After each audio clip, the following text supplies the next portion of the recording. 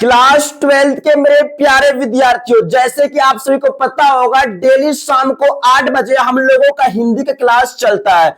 अब तक हम लोगों का 4 क्लास हो चुका है, जिसमें हम लोग 4 चैप्टर गद्य खंड का कंप्लीट कर चुके हैं। आज हम लोगों का 5वां चैप्टर जिसका नाम है रोज, इसका करने वाले हैं वन शॉट। अगर आप भी बिहार बोर्ड से और इंटर का परीक्षा 2027 में देने जा रहे हैं तो हिंदी में अगर आपका भी सपना है ना पूरा 100 में तो 100 नहीं बोलूंगा, 90 प्लस मार्क्स अगर लाने का सपना है आपका, क्योंकि ये जो है ना आपका ये 450 प्लस अंक है लाने में 4 चंद लगाने का काम करता है हिंदी का जो नंबर होता है। और बच्चा सब क्या करता है, हिंदी को आसान समझ के छोड़ देता है, सोचता है कि अब इसमें तो नंबर आ ही जाएगा। लेकिन नहीं बाबू, हिंदी बहुत ही अच्छे से पढ़ोगे तभी जाकर के इस नंबर की बराबरी कर पाओगे। तो हिंदी को अच्छे ढंग से पढ़ने के लिए और इस बार 450 प्लस अंक लाने के लिए आपको ये क्लास करना पड़ेगा बहुत ही अच्छे ढंग से। तो तैयार हो ना। इससे पहले जो हम लोग 4 चैप्टर किए हैं, बातचीत, उसने कहा था, संपूर्ण क्रांति और अर्धनारीश्वर, ये 4 चैप्टर बहुत ही अच्छे ढंग से उसमें पूरा लेखक परिचय, पूरा पाठ को, ऑब्जेक्टिव, सब्जेक्टिव, सारा का सारा एक ही वीडियो में आप लोगों को कंप्लीट किया गया था, मतलब एक एक क्लास में अलग अलग चैप्टर का। तो आज हम लोग रोज चैप्टर को उसी प्रकार से करेंगे वन शॉट, ठीक है। इसमें देखो आप सभी का लेखक परिचय होगा पहले, उसके बाद आप लोगों का जो पाठ का होगा, पाठ का पूरा एक्सप्लेनेशन होगा और ऑब्जेक्टिव होगा, फिर लघुत्तरीय, फिर दीर्घोत्तरीय। तो पहली बात करते हैं हम लोग लेखक परिचय की। हम लोग गद्य खंड का अध्याय नंबर 5 पे है जिसका नाम है रोज। सबसे पहला प्रश्न यही से बनता है, रोज चैप्टर क्या है। रोज चैप्टर जो है ना मिर्जान, वो कहानी है। रोज चैप्टर क्या है पूछा जाएगा तो क्या बोलोगे, कहानी है, ठीक है, कहानी है, याद रखेंगे। इसका लेखक की बात करते हैं, सचिनानंद हीरानंद वात्स्यायन अज्ञेय। क्या नाम है, पूरा नाम देखो, सचिनानंद हीरानंद वात्स्यायन अज्ञेय। अज्ञेय जी का पूरा नाम क्या है, सचिनानंद हीरानंद वात्स्यायन अज्ञेय। किस पाठ का लेखक है, रोज। और रोज हम लोग क्या बोलते हैं, आज्ञा देते हो सचिनानंद हीरानंद, है ना। रोज रोज क्या करते हो, आज्ञा देते हो, ऑर्डर देते हो किसी को ना, रोज रोज। तो अज्ञेय जी हो गया रोज कहानी के लेखक, ट्रिक से याद कर लेना। अब बात करते हैं इसके जन्म की। देखो लेखक हो गया सचिनानंद हीरानंद वात्स्यायन अज्ञेय। इसका जन्म जो है ना 7 मार्च 1911 को होता है। अज्ञेय जी का जन्म कब होता है, क्वेश्चन पूछा जाएगा तो 7 मार्च 1911 को। याद रखना जन्म स्थान जो है ना उत्तर प्रदेश है, लेकिन ये जन्म स्थान तो उत्तर प्रदेश है लेकिन इसका निवास स्थान कहीं और है, ठीक है। याद रखना कसया कुशीनगर उत्तर प्रदेश। कहां पे, कसया कुशीनगर उत्तर प्रदेश में इसका जन्म हुआ था। किसका, अज्ञेय जी का। कितना तारीख को, 7 मार्च को। और कब, 1911 ईस्वी को, ठीक है। चलो याद रखना अज्ञेय जी का जन्म। और बात करते हैं इसका मूल निवास स्थान की, ये कहां पे रहते थे। तो याद रखना पंजाब में। जन्म हुआ यूपी में, रहने लगा पंजाब है, कतरीपुर पंजाब में रहने लगा। और वहां पे आपका इसका मृत्यु जो हो गया अप्रैल में हो गया। 7 मार्च है ना, 7 मार्च 1911 को जन्म होता है। कहां पे, यूपी में, है ना। लेकिन इसका मृत्यु हो जाता है 4 अप्रैल 1987 को, ठीक है। और इसका निधन स्थान दिल्ली बताया गया है, दिल्ली में इसका मृत्यु होता है। जन्म कहां पे होता है, तो यूपी में इसका जन्म होता है, कुशीनगर उत्तर प्रदेश में इसका जन्म होता है। और निवास स्थान कतरीपुर पंजाब था, रहने का जगह। ये निवास स्थान और जन्म स्थान अलग अलग चीज होते हैं। मतलब जन्म ये कहां लिए, तो यूपी कुशीनगर, और रहा कहां पे, पंजाब में, मरा कहां पे, दिल्ली में। और दिल्ली भारत की राजधानी भी है। अब देखो इसकी माता का नाम था वयंती देवी। क्या बोलोगे, वयंती होगा, वयंती देवी इसके मां थे। अज्ञेय जी का मां का नाम वयंती देवी, अच्छे से याद कर लो। पिताजी का नाम हीरानंद शास्त्री थे, डॉक्टर हीरानंद शास्त्री। और ये जो ना पुरातत्व विभाग के क्या था, प्राश्चात पुरातत्व, मतलब पुरातत्ववेता थे, मतलब पुरातत्व विभाग के बोल सकते हैं ये आदमी थे। पुरातत्व मतलब कि जो पुराने जमाने का जो अगर जमीन के अंदर से जो भी तत्व निकलता ना उसको मतलब चेकअप करना, ये होते पुरातत्व, है ना, वेता। कौन थे इसका पिताजी, हीरानंद शास्त्री। और याद रखेंगे इसका माता का नाम वयंती देवी थे। और आज जो हम लोग पढ़ेंगे चैप्टर तो पता होगा रोज, और रोज में एक मालती इसका दोस्त भी है, ठीक है। और इसमें यही लेखक के बारे में, और इसका शिक्षा दीक्षा की बात करते हैं। शुरुआत के 4 साल घर मतलब लखनऊ में पढ़े, लखनऊ यूपी में पढ़ते हैं, और इसका यूपी जो जन्म स्थान था, है ना, तो शुरुआती के जो 4 साल है वो लखनऊ में ही पढ़ते हैं। उसके बाद मैट्रिक जो 1925 में पंजाब विश्वविद्यालय से करते हैं। मैट्रिक कहां से करते हैं? पंजाब से करते हैं, है ना। क्यों? क्योंकि देखो ये जो रहने चले गए थे निवास स्थान इसका कहां हो गया था? पंजाब। तो पंजाब में पंजाब विश्वविद्यालय में 1925 में इसने मैट्रिक किया, और 1927 में इंटर किया मद्रास क्रिश्चियन कॉलेज से। मद्रास क्रिश्चियन कॉलेज से इंटर की पढ़ाई करता है अज्ञे जी 1927 में, याद रखेंगे ना। उसके बाद अगला पॉइंट यहां से आपको याद रखना है, ये जो बीएससी मतलब बैचलर ऑफ साइंस किया था 1929 में। सबसे पहले 1925 में 10th की एग्जाम दिया, है ना, 10th। 1927 में इसने क्या दिया था?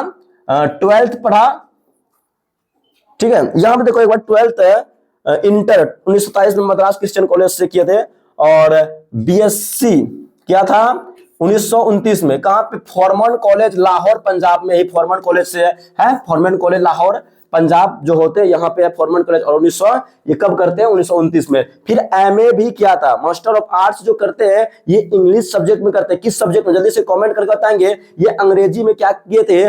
क्या किए थे बताओ? क्या किए थे? अंग्रेजी सब्जेक्ट में एमए किया था। इसका जन्म कब हुआ बताओ? जो अज्ञे जी जो थे, बताओ फटाफट, आप लोग पिछला वाला भी बताते जाओ। अज्ञे जी का जन्म कब होता? बता, जल्दी बता देंगे फटाफट। अज्ञे जी का जन्म, है ना, जल्दी बताए। अज्ञे जी का जन्म आप लोग पढ़ते हो ना तो बताते रहो, जन्म कब हुआ था जल्दी से। अज्ञे जी का जन्म कब हुआ था जल्दी से, कितना तारीख और कब, जल्दी से बता देंगे आप लोग कमेंट बॉक्स में, ठीक है। अब देखो ये एमए जो क्या था अंग्रेजी में क्या था? पंजाब विश्वविद्यालय लाहौर से। और एक बात याद रखना, क्रांतिकारी आंदोलन में गिरफ्तार होने के बाद मतलब के कारण इसका पढ़ाई छूट गया। किसका? अज्ञे जी का। चलो बहुत अच्छा। अज्ञे जी का जो जन्म हुआ था बिल्कुल कितना में हुआ था? 7 मार्च, ठीक है, 7 मार्च 1911 को जन्म होता है। कहां पे? यूपी में, ठीक है, यूपी कुशीनगर, ठीक है, याद रख लेना ये बातें। चलो अब हम लोग अगला चलते हैं। इसका व्यक्तित्व मतलब ये स्वभाव के कैसे थे, है ना, ये व्यक्तित्व इसका कैसा? देखो ये सुंदर था, लंबा था, और गठिला शरीर था, मतलब तंदुरुस्त था, और सुरुचि मतलब सुत्य व्यवस्था एवं अनुशासन पीड़िता था। ये सब यहाँ से क्वेश्चन उतना नहीं बनेगा, ठीक है। एकांत प्रिय और अंतमुखी भी स्वभाव के थे, गंभीर एवं चिंताशील और मितभाषी थे, अपने मौन एवं मित भाषा के लिए प्रसिद्ध थे। ये जो था ना मौन और मित, क्वेश्चन पूछेगा कौन सा कवि अपने मौन और मित भाषा के लिए प्रसिद्ध है? तो अज्ञे जी। कौन सा कवि मौन और मित भाषा के लिए प्रसिद्ध है? तो याद रखना अज्ञे जी। उसके बाद बात करते हैं भाषा ज्ञान, मतलब इसको था संस्कृत, अंग्रेजी, हिंदी अतिरिक्त फारसी भी, तमिल भी आता था इसको। और अभी रुचि मतलब उसको किसमें रुचि था? बागवानी, पर्यटन और फोटोग्राफी, हस्तकला, शिल्पकला इत्यादि में इसको बहुत ही मतलब क्या था? इंटरेस्ट था। देखो इसकी रचनाएं तो कई सारा, अभी रचनाएं सारा बताऊंगा, बट ये सब रचनाएं काफी इंपोर्टेंट, अभी और भी रचनाएं है मैं बताऊंगा, ठीक है। छोड़ा हुआ रास्ता इसकी रचना है, और शेखर एक जीवनी इसी की रचना है। उत्तर प्रियदर्शी, ये जो क्वेश्चन काफी इंपोर्टेंट है, उत्तर क्या बोलोगे सर? उत्तर प्रियदर्शी, ठीक है, उत्तर प्रियदर्शी जो है ना, प्रियदर्शी काफी इंपोर्टेंट इसकी रचना है, उत्तर प्रियदर्शी। ये जो उत्तर प्रियदर्शी है इसकी रचना है, ये नाटक है, ठीक है। उत्तर, इसका एक ही नाटक है जो कि है उत्तर प्रियदर्शी अज्ञे जी का, ठीक है। उत्तर प्रियदर्शी किस कवि की रचना है? तो अज्ञे जी की, याद रखना है। सदा नीरा भी इसी का है, ठीक है। अब देखो इसको सम्मान, 3 सम्मान मिला, बट आपको ये दोनों याद रखना है, साहित्य अकादमी और भारतीय ज्ञानपीठ, ये 2 सम्मान आपको याद रखना है। रविन्द्रनाथ ठाकुर के गोरा, गोरा जो रचना है का हिंदी में अनुवाद क्वेश्चन पूछेगा कि रविन्द्रनाथ ठाकुर के जो गोरा रचना है उसका हिंदी में अनुवाद किसने किया? तो अज्ञे जी, ठीक है। अज्ञे जी ने 10 साल की उम्र में, याद रखना, उन्होंने 10 वर्ष की उम्र में ही कविता लिखनी शुरू कर दिया था। 10 साल की उम्र में, समझ सकते हो ना, 10 साल हम लोग अभी गुल्ली डंडा खेलते हैं अभी, ठीक है, 10 साल की उम्र में, ठीक है, याद रख लेना ये बातें। अब देखो यहां से इसका अज्ञे जी देश विदेश के अनेक विश्वविद्यालय में, ये बहुत इंपॉर्टेंट है, विजिटिंग प्रोफेसर का काम किया था। किस चीज का काम किया था? Visiting professor. किस चीज का? विजिटिंग प्रोफेसर, ठीक है। विजिटिंग प्रोफेसर का काम कौन करते हैं? अज्ञे जी करते हैं। कौन करते हैं? विजिटिंग प्रोफेसर का काम करते हैं अज्ञे जी, ठीक है, याद रख लेना। विजिटिंग प्रोफेसर का काम कौन करता है? अज्ञे जी करते हैं। विजिटिंग प्रोफेसर का काम कौन करता है? अज्ञे जी करते हैं। विजिटिंग प्रोफेसर मतलब अलग अलग कॉलेज या यूनिवर्सिटी में जाकर के विजिट करना प्रोफेसर के रूप में, ठीक है, रूप में बुलाया जाता है इसको, ठीक है। अब देखो इसकी कई सारे पत्रिकारिता मतलब पत्र भी लिखे थे, जैसे कि सैनिक लिखा आगरा से, है ना, विशाल विशाल भारत कोलकाता, प्रतीक प्रज्ञा और दिनमान दिल्ली से पत्रिका इसने लिखा है, नया प्रतीक ये दिल्ली से लिखा है, नव भारत टाइम्स ये नई दिल्ली से लिखा है। ये कई सारे पत्रिका भी लिखे थे और इसकी कई सारी रचनाएं हैं, जैसे कभी रचनाएं के बारे में बताया हूं। और ये कुछ कुछ रचनाएं हैं। इसने 10 वर्ष की अवस्था में, है ना, कविता लेखन शुरू कर दिया था। अज्ञे जी जो थे ना, हिंदी और अंग्रेजी दोनों विषय में क्या किया था? लेखन का कार्य किया था। क्योंकि ये जो, अच्छा ये बताओ, जो अज्ञे जी जो थे, जल्दी बताएं फटाफट, आप लोग कमेंट करेंगे।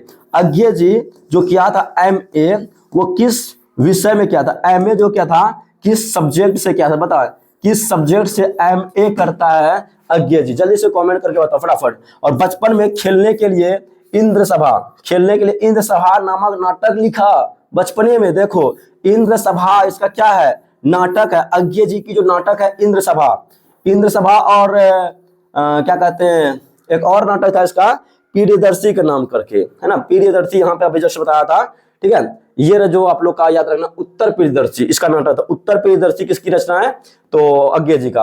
अब देखो घर में एक हस्तलिखित मतलब घर में जो ना हाथ से लिखा हुआ हस्तलिखित मतलब पत्रिका आनंद बंधु लिखा। तो क्वेश्चन पूछेगा आनंद बंधु किसकी मतलब पत्रकारिता है ना, पत्रिका वो आनंद बंधु किसकी है? अज्ञे जी की, ठीक है। और 1924 से लेकर 25 में उन्होंने एक उपन्यास भी लिखे और उनकी 1924 में पहली कहानी इलाहाबाद की स्काउट पत्रिका में सेवा में प्रकाशित हुआ। कहां पे? सेवा में। 1925 में इसकी पहली कहानी प्रकाशित होता है, इलाहाबाद की स्काउट पत्रिका सेवा में प्रकाशित होती, ठीक है। और 1930 के बाद उन्होंने नियमित लेखन की प्रक्रिया जारी रखा। ये था उसका लेखन। और इसका रचनाएं भी आप लोग बता देना है। ये विपथा इसका कहानी है, जयदौल, ये तेरे प्रतिरूप, छोड़ा हुआ रास्ता, ये वाला आपको याद रखना है, छोड़ा हुआ रास्ता। और लौटता है ना, लौटता याद रखना, यहाँ पे आपको लिख देता हूं क्या चीज, लौटता, है ना, पगडंडियां किसकी कहानी है? तो अज्ञे जी की है। देखो मेरी जान, ऑब्जेक्टिव भी कराऊंगा, लघुत्तरीय भी कराऊंगा, तो पूरा क्लास देखते रहो आप लोग, ठीक है। अब इसका कई सारा उपन्यास है। शेखर एक जीवनी काफी इंपॉर्टेंट है। इसका प्रथम भाग 1941 में और द्वितीय भाग जो है 1944 में आया था, 41 और 44। और नदी के द्वीप, ये क्वेश्चन एग्जाम में पूछा हुआ है, नदी के द्वीप अज्ञे जी का क्या है? नदी का द्वीप जो है ना अज्ञे जी का क्या है? तो क्या बताओगे? क्या बताओ, जल्दी बताओ, तो जल्दी से बताओ। नदी के द्वीप अज्ञे जी का बोलेंगे सर उपन्यास है। क्या है? उपन्यास है, ठीक है। अच्छा से याद रखना, नदी के द्वीप क्या है? उपन्यास है। ये क्वेश्चन आने वाला है। नदी के द्वीप जो है ना अज्ञे जी की कौन सी रचना है? उपन्यास है ना। 1952 में इसको लिखा गया था।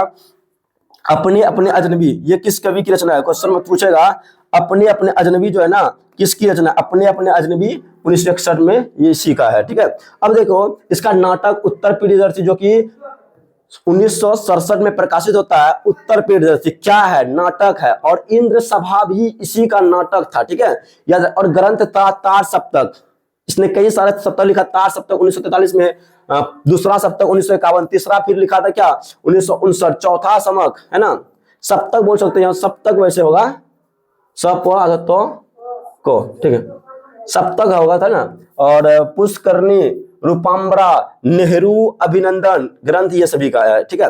ये सब रचना याद रखना। अब देखो इसकी कविताएं कई सारा था, भंतु, चिंता, मतलब क्या है, इत्यलम, ये सब बार बार आपको पढ़ोगे तब। ये वाला हम जो बोल रहा हरी घास, इसी की क्या है? पर क्षण भर, हरी घास पर क्षण भर, ये पूरा याद रखना। हरी घास पर क्षण भर, है ना, हरी घास पर क्षण भर, ये पूरा याद रखना। बाबरा अहेरी किसकी कविता है? बाबरा अहेरी, है ना, बाबरा अहेरी किस कवि की रचना है? कविता पूछेगा तो ये है अज्ञे जी का। अब देखो आंगन के पार द्वार, काफी इंपोर्टेंट। नदी के द्वीप, ये भी इसी का है। नदी के द्वीप अभी जस्ट बताए थे। आंगन के पार द्वार, यहाँ पे देखो ये जो नदी के द्वीप बोले थे आपको याद रखने के लिए उपन्यास है। नदी के द्वीप क्या है? उपन्यास है, मोस्ट VVI है। नदी के द्वीप, मैं बार बार बोल रहा हूँ ना, ये क्वेश्चन आएगा तो आएगा, नदी के द्वीप, ठीक है। और आंगन के पार द्वार इसका कविता है। आंगन के पार द्वार, कितनी नावों में कितनी बार, ये जिस पे मैं गहरा लगाया हूं ना वो इंपोर्टेंट है मेरे जान। कितनी नावों में कितनी बार किस कवि की रचना है? कितनी नावों में कितनी बार, ये किस कवि की रचना है? याद रखना अज्ञे जी का है। कितनी नावों में कितनी बार किस कवि की रचना है? अज्ञे जी का, ठीक है। याद रहेगा ना? याद रहेगा ना? बिल्कुल याद रहेगा। चलो अब देखो इसका यात्रा साहित्य क्या था। अरे यावर याद रहेगा, ये जो है ना इसका क्या है, यात्रा साहित्य, याद रखेगा ना। यात्रा साहित्य क्या है, अरे यायावर याद रहेगा, रहेगा याद 1963 में, ठीक है, याद रखना। और एक बंधु सहसा मछली, एक बंधु सहसा मछली जो कि 1961 में लिखा गया था। अब देखो इसका निबंध है त्रिशंकु, आत्मनेपद, अलवाल है ना, अलबाल इसी का है, अघटना, ये भवंती, ये सब कुछ याद रख लेना आप लोगों को नोट। रविन्द्रनाथ ठाकुर के गोरा का जो हिंदी में अनुवाद अभी जस्ट बता दिया अज्ञे जी ने क्या था। रविन्द्रनाथ ठाकुर का जो गोरा रचना है उसका हिंदी में अनुवाद किसने किया था, अज्ञे जी। यहां तक हो गया। अब देखो हम लोग थोड़ा सा पाठ के बारे में पढ़ते हैं, फिर उसके बाद ऑब्जेक्टिव, फिर लघुत्तरीय कर लेंगे। प्रस्तुत कहानी रोज अज्ञे द्वारा लिखा गया है, इस सर्वाधिक चर्चित कहानी अज्ञे जी द्वारा जो लिखा गया ये कहानी है रोज। देखो रोज कहानी पहले गैंग्रीन के नाम से जाना जाता था, फिर उसको रोज कहा गया है ना, जिसमें लेखक ने वातावरण, परिस्थिति और उसके प्रभाव में ढलती एक गृहिणी का चित्रण किया गया है। इसमें एक गृहिणी होता है जिसका नाम होता है मालती, इसी के बारे में इस चैप्टर में बताया गया है। इस कहानी का प्रमुख पात्र है जो यहाँ पे, इस कहानी का प्रमुख पात्र मालती, यहाँ पे लिखना पड़ेगा, ठीक है, यहाँ पे आप लोग लिख देता हूं मालती, ठीक है, मालती। तो मालती है जो लेखक के दूर के रिश्तेदार की बहन है, ठीक है, इसका बहन बोल सकते दोस्त भी है। तो मालती से मिलने के लिए लेखक पैदल चलकर आते, तो याद रखना पैदल चल के आए थे, उसके पास पहुंचे, घर पहुंचे। लेखक मालती को सखी कहना पसंद करते थे। लेखक जो था मालती को क्या कहना पसंद करते थे, सखी कहना पसंद करते थे। याद रखना क्वेश्चन आएगा, ठीक है। और क्योंकि उन्होंने मालती के साथ बचपन बिताया था, ठीक है। बचपन में वह वचाल तथा चंचल थी, वचाल मतलब जो था बोलती थी और चंचल थी, लेकिन अभी के टाइम में नहीं। आज मालती विवाहित है, मतलब उसका शादी हो गया है। मालती का शादी किससे हुआ है पता है किसी को, किससे हुआ है, महेंद्र, किससे, महेश्वर, सॉरी महेश्वर से हुआ, और जो कि एक डॉक्टर था गैंग्रीन नाम का बीमारी का, ठीक है। तथा एक बच्चे की माँ है, और इस बच्चे का नाम क्या पता है, टीटी नाम रहता है।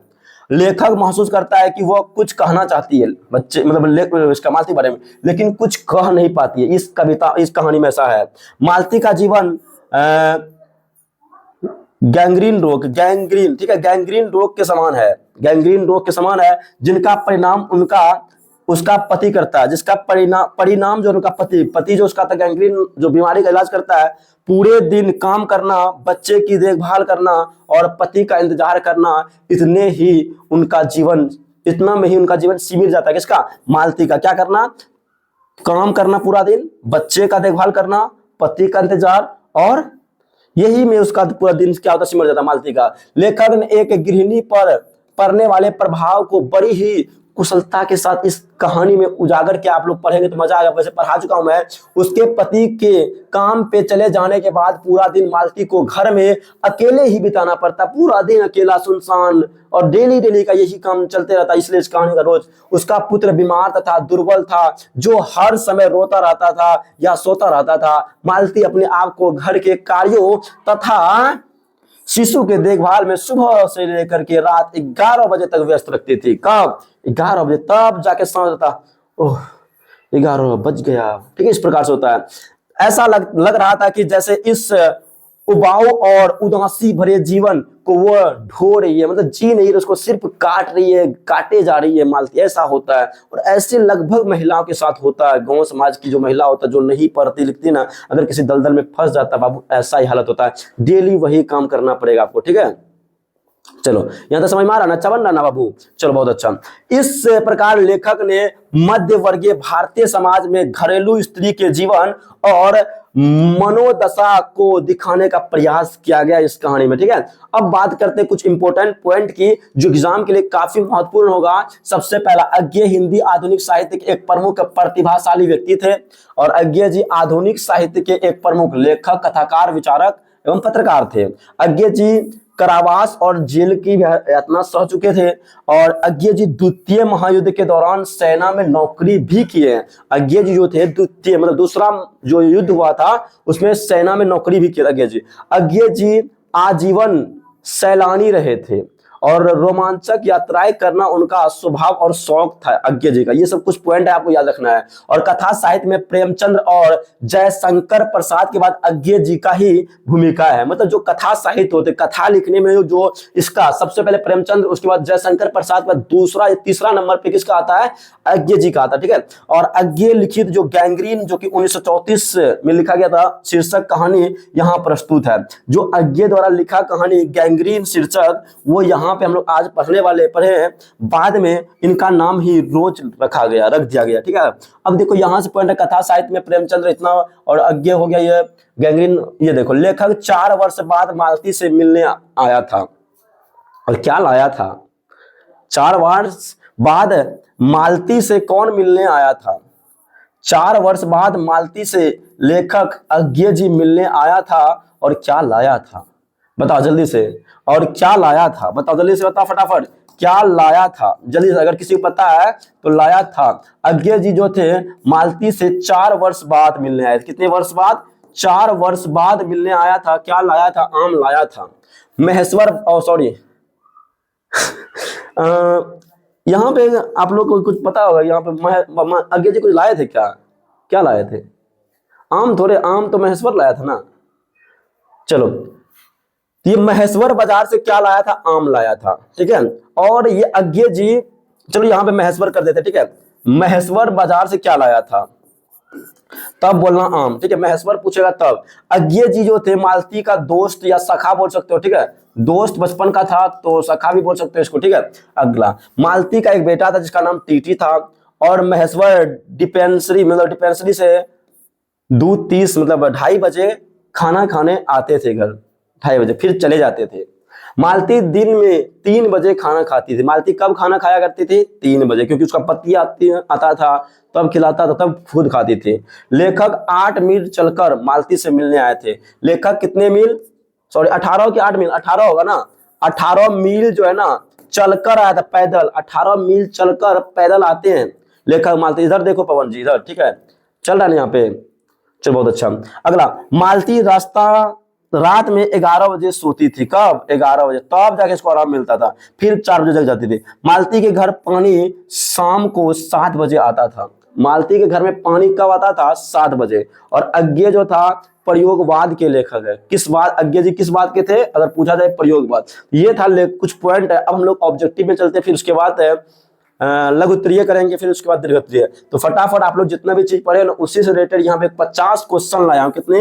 50 MCQs क्वेश्चन है, जिसमें आप लोगों को जवाब देना, ठीक है। फटाफट जवाब दो और जल्दी करते हैं। अज्ञे का वास्तविक नाम क्या था? अज्ञे जी का पूरा नाम था सचिनानंद हीरानंद वात्स्यायन अज्ञे, ठीक है। अगला सवाल है, अज्ञे जी का जन्म कब हुआ था? ये हुआ था, कितना तारीख को बताएंगे? 7 मार्च को हुआ था, ठीक है।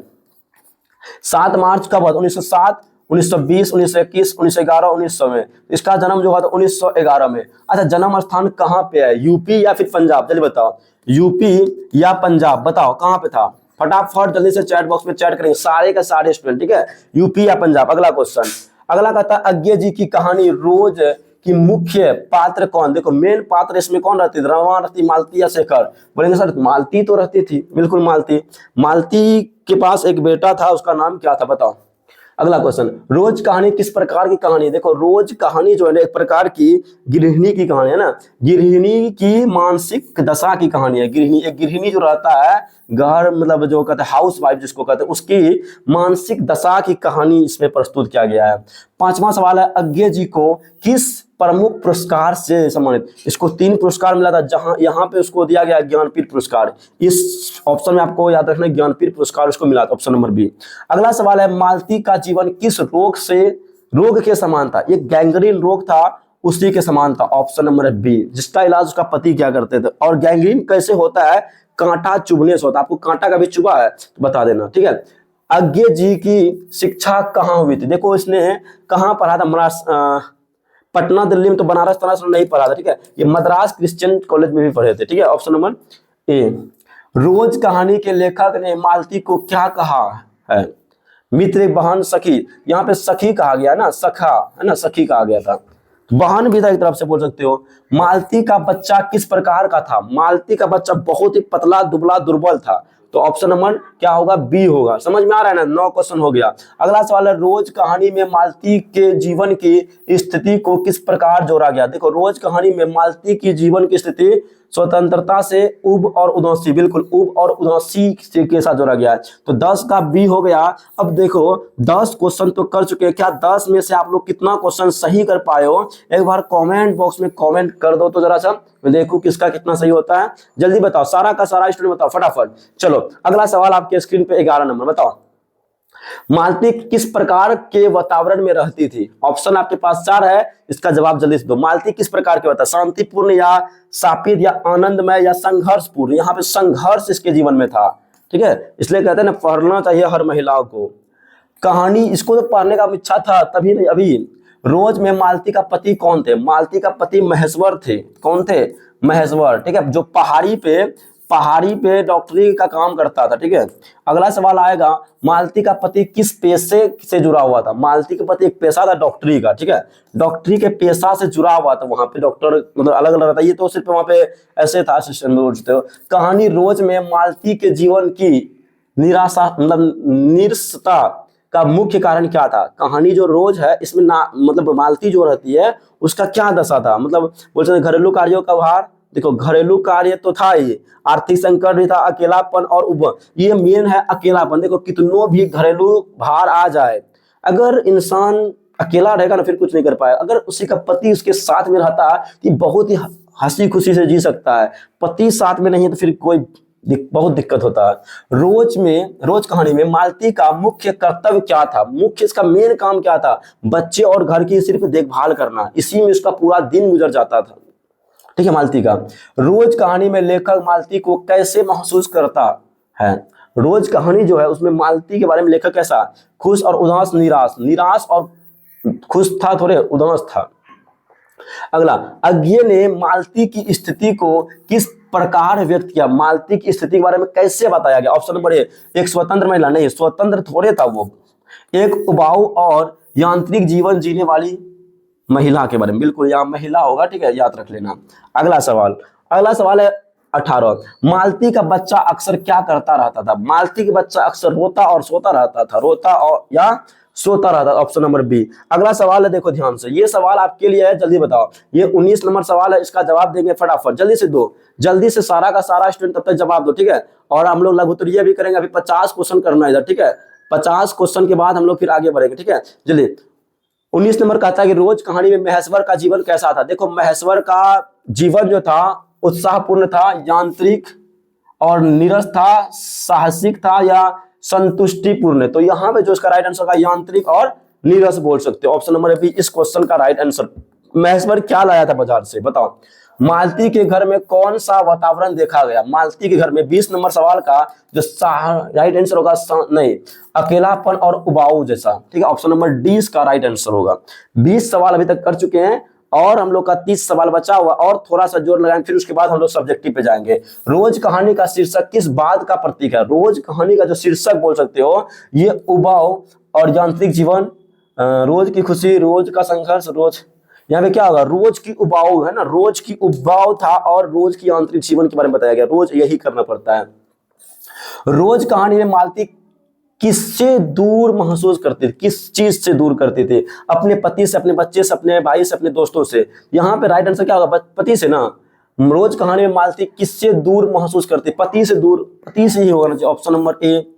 अगला सवाल, लेखक ने मालती के घर के वातावरण को कैसा महसूस किया? ये बोला था सपित और उदास है, साप से मुक्त है, ऐसा बोल सकते हो। अगला सवाल आपके स्क्रीन पे आ रहा है, जल्दी बताओ, इसका जवाब बताओ। महेश्वर अपने काम के प्रति कैसा था? निष्ठावान था, लापरवाह था, उदासीन, क्रोधित? निष्ठावान था ये अपने काम के प्रति, ऑप्शन नंबर ए इसका राइट आंसर होगा। अगला सवाल है, रोज कहानी में लेखक किस तरह का जीवन दिखाने का प्रयास करता है? लेखक जो दिखाने का प्रयास करता है, ये ऊर्जावान तो नहीं होगा, नीरस और आंतरिक, खुशी और नहीं, खुशी भी नहीं होगा। यहाँ पे नीरस और यांत्रिक जीवन के बारे में बताता है, घर का आंतरिक स्थिति के बारे में, ठीक है। मालती की दिनचर्या कैसी थी? डेली का वही काम, रोजमर्रा की एक जैसी काम, ठीक है। ऑप्शन नंबर बी होगा, रोजमर्रा की तरह, ठीक है। अगला, रोज कहानी में कौन सा रोग मुख्य रूप से उल्लेखित है? ये गैंग्रीन नाम का एक रोग था, ठीक है, गैंग्रीन, जो कि कांटा चुभने से होता है, ठीक है। अगला, मालती के जीवन की उदासी किससे जुड़ी हुई है? जल्दी बताओ तो। मालती जो है, मालती इस पार्ट में, उसकी जो उदासी किसका जीवन है? पति के अनुपस्थिति से, बिल्कुल अनुपस्थिति था। पति अगर साथ नहीं है तो कोई भी महिला खुश नहीं रह सकता है पति के बिना। और आजकल का लगभग पति जो है ना, पंजाब जब शहर खटने जाता है बाबू, पत्नी कैसे जीता होगा वही बात सोचो। मालती को किस दृष्टि से देखा गया है? मतलब लेखक ने मालती को उबाऊ और उदास की दृष्टि से देखा। लगभग इस क्वेश्चन का आंसर ये हो सकता है। रोज कहानी में लेखक और मालती के संबंध किस प्रकार है? लेखक और मालती दोस्त बोल सकते हो, मित्रता का संबंध है, ठीक है। Option number A. अगला सवाल आपके स्क्रीन पे आ रहा है। 30 सवाल अभी तक कर चुके हैं और 20 सवाल बचा हुआ। 20 का काफी इंपॉर्टेंट होगा, इसलिए पूरा देखना, ठीक है। बहुत बच्चा क्या होता है, थोड़ा सा देखता है फिर चले जाता है इंस्टाग्राम चलाने, ऐसा मत करना मेरी जान, ठीक है। अगला क्वेश्चन है, रोज कहानी में मालती का जीवन किस प्रकार के जीवन का उदाहरण है? ये यांत्रिक और उबाऊ, यही क्वेश्चन बार बार आ रहा है क्या? रोज कहानी का मुख्य उद्देश्य क्या था? रोज कहानी का मुख्य उद्देश्य है जीवन की निराशा और उबाऊ से मुक्त होना। ये मेन उद्देश्य है, इससे कैसे मुक्त किया जाए। संघर्ष करना, परिवार का महत्व नहीं, यही होगा ना, ऑप्शन नंबर ए। अगला सवाल है, लेखक ने मालती के जीवन को किस शब्द से परिभाषित किया? किस शब्द से? उदास और यांत्रिक। इस चैप्टर का राइट आंसर यही होगा ज्यादातर, ठीक है। आपको याद रखना ये। मालती का बच्चा किस स्थिति में था? ये कमजोर और बीमार बोल सकते हो। चलो अगला सवाल फटाफट करते हैं। रोज कहानी में मालती का जीवन किस प्रकार का प्रतीत होता है? यार यांत्रिक जीवन, ठीक है। संघर्ष होगा यांत्रिक जीवन का, आंतरिक जीवन होना चाहिए ना। एक बार देख लेना ये क्वेश्चन 36 नंबर, आंतरिक जीवन ही होगा, याद रखना ऑप्शन नंबर बी। अगला, रोज कहानी का लेखक किस प्रकार के जीवन की आलोचना करता है? रोज कहानी का जो लेखक है, देखो हमने लेखक परिचय सारा जी बोल रहा है, उबाऊ और यांत्रिक, ये तो बार बार यही आ रहा है। रोज कहानी के लेखक मालती के जीवन को किस प्रकार से देखा है? बताओ यार, ये क्वेश्चन सारा क्वेश्चन यही आ रहा है, क्या बात है इसमें पवन जी। मालती के जीवन का सबसे बड़ा अभाव क्या था? सामाजिकता या प्रेम और साहचर्य का? प्रेम और साहचर्य का, ठीक है, डी नंबर होगा। एक बार क्वेश्चन बैंक लेगा पवन। 40 नंबर क्वेश्चन है, रोज कहानी में लेखक किस प्रकार समस्या पर ध्यान केंद्रित करता है? क्वेश्चन बैंक, ठीक है, लेके आओ ना। तो किस प्रकार की समस्या? ये बोल सकते हो सामाजिक समस्या, आर्थिक समस्या, निरस्ता और उबाऊ की समस्या। Option number C. देखो ये 40 नंबर क्वेश्चन हो गया। अब 10 क्वेश्चन है। रोज कहानी में मालती की प्राथमिकता चिंता क्या थी? अपने बच्चे की देखभाल करना बोल सकते हो, ऑप्शन नंबर बी। अगला क्वेश्चन है, रोज कहानी किस वर्ग की समस्या का उजागर करता है? मध्य वर्ग, ठीक है। अगला सवाल आपके स्क्रीन पर आ रहा है 43 का 44। अभी क्वेश्चन बैंक का भी मैं क्वेश्चन कुछ दिखवा देता हूं, ठीक है। मालती का विवाह किससे हुआ था? एक व्यापारी से, एक डॉक्टर बोल सकते हो, ठीक है, ऑप्शन सी। अगला सवाल है, मालती के जीवन की सबसे बड़ी समस्या क्या थी? वह था आर्थिक संकट, बीमारी, एकाकीपन और उबाऊ, ठीक है, ऑप्शन नंबर सी। अगला सवाल आपके स्क्रीन पे निकालो, चैप्टर 45। रोज कहानी किस तरह की जीवन की और इशारा करता है? ये नीरस और यांत्रिक जीवन, ये तो right answer option number C होगा। अगला, रोज कहानी का मुख्य विषय क्या था? घरेलू नारी, एकाकी जीवन, ठीक है, ऑप्शन नंबर बी। अगला सवाल है 43। लेखक ने रोज कहानी में मालती के जीवन को किस रूप में दर्शाया गया है? उबाऊ और एकाकी जीवन।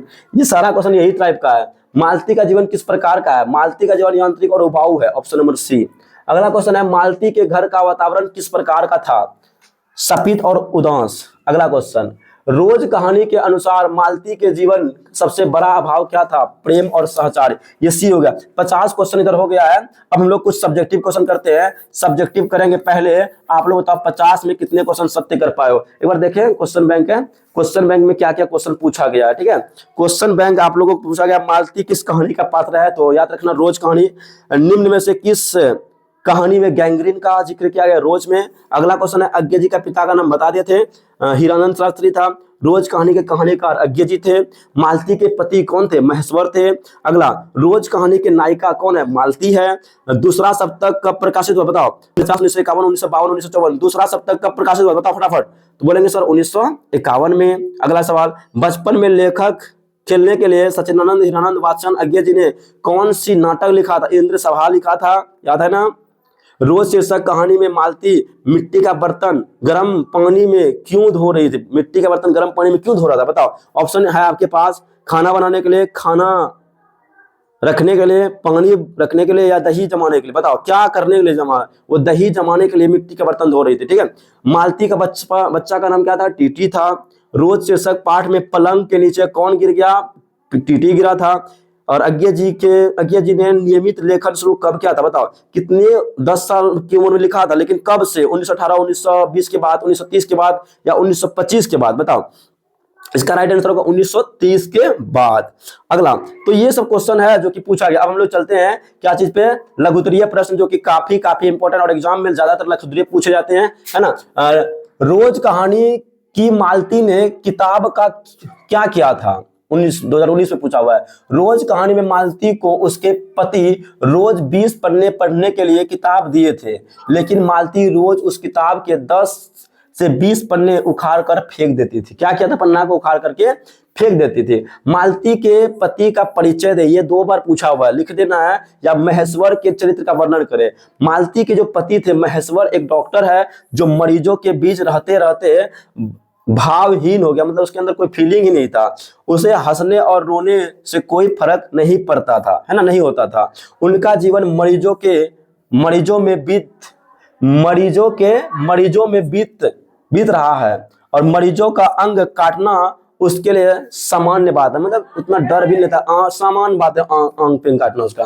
अगला सवाल है, देखो ये सवाल नंबर 3 है। मालती के घर का वातावरण कैसा था? देखो मालती के घर का वातावरण, जब इतना ऑब्जेक्टिव किए होंगे तो आपको पता चल गया होगा। मालती के घर का वातावरण अत्यंत नीरस, सूना और उदासीन भरा था। वह रोज घर में मशीन की तरह काम करती रहती थी। उसका पति महेश्वर गैंग्रीन के मरीज का इलाज करते करते संवेदन शून्य हो चुका था। उसको कोई चिंता, बच्चा भी चिड़चिड़ा बन चुका था। ये था मालती के घर की स्थिति, ऐसा था ना, है ना, याद आपको। अगला क्वेश्चन, लेखक और मालती के बीच का संबंध रोज शीर्षक कहानी के आधार पर दे, या लेखक और मालती के बीच कैसा संबंध था? लिख देना है। मालती लेखक के दूर की रिश्तेदार की बहन थी, परंतु उन दोनों में मित्रवत का संबंध था। वे एक दूसरे से खुलकर बातें क्या करते थे? लेखक और मालती। स्क्रीनशॉट ले लो ये सभी क्वेश्चन का, ठीक है। चलो अगला क्वेश्चन आपके स्क्रीन पे है, लेखक को, ठीक है, क्वेश्चन है लेखक को किसने क्या, ये क्वेश्चन है आपके स्क्रीन पे। लेखक को मालती के आंगन में दोपहर में भी शाम की छाया जैसी उदासी क्यों दिखाई पड़ रहा था? लेखक जब मालती के आंगन है दोपहर में भी शाम जैसी, देखो मालती अपने क्वार्टर में अकेली, है ना, क्वार्टर में अकेली रहती थी। उसका जीवन बहुत ही नीरस और उदासीन भरा था, है ना। इसी उदासी का असर उसके आंगन में भी दिखता था, इसलिए लेखक को दोपहर में भी उसके आंगन में शाम जैसी उदासी महसूस होता है। लिख लोगे ना? लिख लो स्क्रीनशॉट लेकर के, ठीक है। अगला क्वेश्चन है, गैंग्रीन क्या है? गैंग्रीन एक प्रकार का रोग है ना। गैंग्रीन एक जानलेवा बीमारी है जो पहाड़ी क्षेत्र में कांटे को चुभने से होता है, कांटों के चुभने से होता है। इसी बीमारी के कारण कभी कभी हाथ पैर भी काटना पड़ता था, और ये महेश्वर यही काम करता था, हाथ पैर काटने का। अगला क्वेश्चन है 7वां, पहले तो रात रात भर नींद नहीं आती थी। मालती के इस कथन का क्या तात्पर्य? कह रही है मालती पहले तो रात रात भर नींद नहीं आती थी, क्या कहते थे? इस कथन का तात्पर्य है पहले मालती बहुत संवेदनशील थी, रोगियों की तकलीफ देखकर उसे बहुत दुख होता था, जिससे उसे रात रात भर नींद नहीं आती थी। पर अब वह भावनाहीन हो गई है। कौन? मालती। अगला ये लास्ट क्वेश्चन है इस चैप्टर का, मालती ने सरकारी अस्पताल पर क्या व्यंग किया था, है ना। मालती सरकारी अस्पतालों में जो मरीज के बारे में कहा था, मरीजों की ठीक से देखभाल नहीं होती है और वहां मरीजों से कोई सहानुभूति नहीं होती।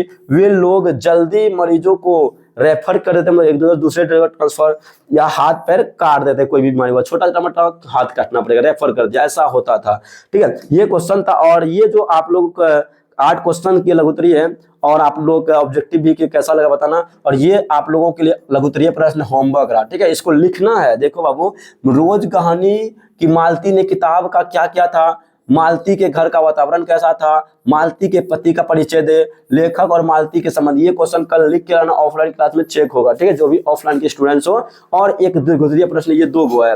रोज कहानी के केंद्रीय संदेश की समीक्षा करें, या फिर रोज कहानी की शीर्षक कहानी का उद्देश्य, मतलब रोज कहानी के बारे में लिखना है आप लोगों को। ये चैप्टर काफी इंपॉर्टेंट था, तो रोज कहानी हम लोगों का खत्म हुआ, आज 5 चैप्टर अभी तक हम लोग कर चुके हैं। तो इसमें आप लोगों को कहीं कोई परेशानी हो तो बोल देना। अगर इसका पीडीएफ लेना हो तो आप लोग कांटेक्ट कर सकते हो इस नंबर पे, ठीक है। ये मेरा नंबर है, आप लोग कांटेक्ट कर सकते हो क्या, 620, ठीक है, याद रखना 620 567 38 68। तो मेरी जान आप लोगों को पता होगा डेली अब शाम को 8 बजे आप लोगों का लाइव क्लास हिंदी का होता है। तो यहाँ पे आप लोग डेली ज्वाइनिंग करना, इसी प्रकार क्लास होते रहेगा। मिलते हैं फिर कल सेम टाइम और सेम जज्बा के साथ।